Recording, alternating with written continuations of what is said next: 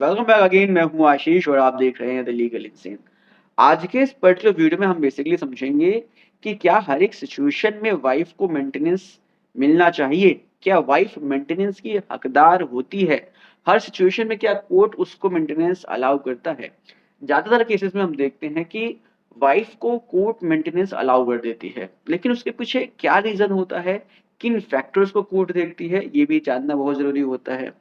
हर case में maintenance allow हो ऐसा ज़रूरी नहीं है। ये एक प्रिज़म्पशन बना हुआ है कि वाइफ़ को मेंटेनेंस मिलेगा ही मिलेगा। आखिर क्यों मिलेगा भाई? अगर हस्बैंड की गलती नहीं है, अगर हस्बैंड जो है मेंटेन करने का इच्छुक है, तो इस पर्टिकुलर सिचुएशन में हस्बैंड के ऊपर मेंटेनेंस का बर्डन क्यों डाला जाए? अगर हम सेक्शन 125 सीआरपीसी की बात करें या जो नया कानून आया है भारतीय नागरिक सुरक्षा संहिता सेक्शन 144, अगर हम इस कानून की बात करें तो इससे साफ साफ ये क्लियर एंड कट जो है समझ में आता है कि वाइफ को मेंटेन तभी किया जाएगा जब हस्बैंड का फॉल्ट है। अगर हस्बैंड जानबूझकर वाइफ को नेग्लेक्ट करता है मेंटेन करने से, उसको मेंटेनेंस नहीं देता है, तो ही इस सिचुएशन में husband is liable for maintenance.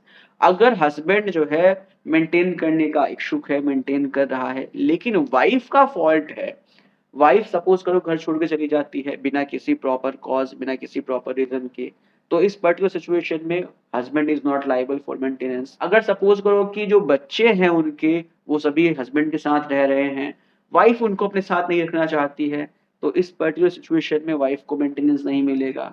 Suppose करो कि हस्बैंड के पास और भी डिपेंडेंट्स हैं, उसकी फैमिली है, मदर है, फादर है, और भी फैमिली मेंबर्स हैं जो उसके साथ रहते हैं, वो सभी उस पर डिपेंडेंट्स हैं और वाइफ फ्री है, वाइफ के ऊपर कोई भी डिपेंडेंसी नहीं है, तो भी इस पर्टिकुलर सिचुएशन में उसको मेंटेनेंस नहीं मिलेगा। वाइफ सपोज करो कैपेबल है, पढ़ी लिखी है, अपने आप को मेंटेन करने में कैपेबल है, तो भी इस पर्टिकुलर सिचुएशन में वाइफ को मेंटेनेंस नहीं मिलेगा। सो ये कुछ ऐसे ग्राउंड्स हैं जिनके आधार पर कोर्ट बेसिकली मेंटेनेंस डिसअलाउ करती है। हर एक केस में देखा जाता है कि हस्बैंड के खिलाफ मेंटेनेंस पिटिशन फाइल होता है। ऐसा ही एक केस जो है Punjab and Haryana high court के पास पहुंचा।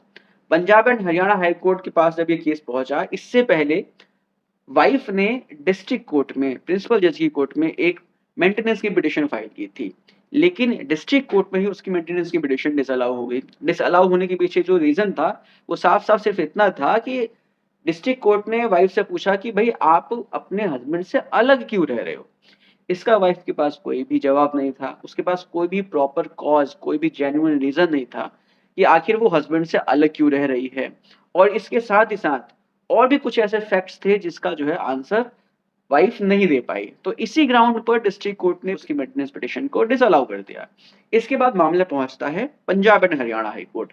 Punjab and Haryana high court में वो पहुंचकर कहती है कि भाई हस्बैंड कमाता है 12,000 रुपए, मैं गरीब हूँ, गाँव में रहती हूँ, मुझे मेंटेनेंस चाहिए। तो यहाँ पर बेसिकली जब Punjab and Haryana high court case के फैक्ट्स को देखता है, तो फिर यहाँ पर Punjab and Haryana high court को समझ में आता है कि भाई जो हस्बैंड है वो 12,000 रुपए कमाता है, लेकिन ये मोहतरमा जो वाइफ हैं, ये भी 6-7 हज़ार रुपए कमाती हैं। इसके साथ ही साथ जो अलग ये रह रही हैं, इसके पीछे कोई रीज़न नहीं है इनके अलग रहने का। कोई भी ऐसा जस्टिफाइड रीज़न नहीं है जिसकी वजह से ये अलग रह रही हैं। और जो बच्चों की कस्टडी है वो भी हस्बैंड के पास है, हस्बैंड उनका टेक केयर कर रहा है। वाइफ बच्चों की कस्टडी नहीं लेना चाहती है। हस्बैंड के पास और भी डिपेंडेंट्स हैं, उसके फैमिली मेंबर्स हैं जो सभी डिपेंडेंट्स हैं हस्बैंड के ऊपर, लेकिन वाइफ के ऊपर ऐसी कोई डिपेंडेंसी नहीं है।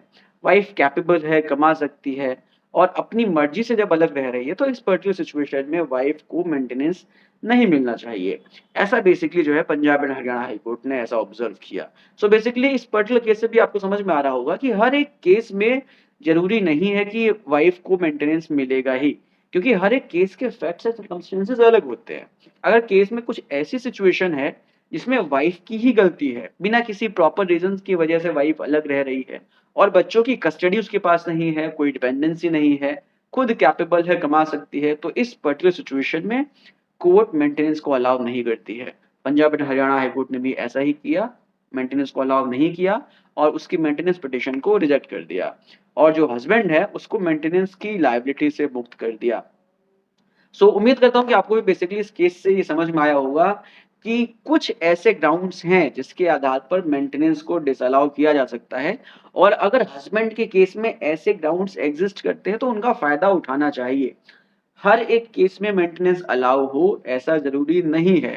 उम्मीद करता हूँ कि वीडियो इन्फॉर्मेटिव लगी होगी और अगर इन्फॉर्मेटिव लगी है तो उसको शेयर करिए। मिलते हैं नेक्स्ट वीडियो में, टेक केयर, बाय बाय।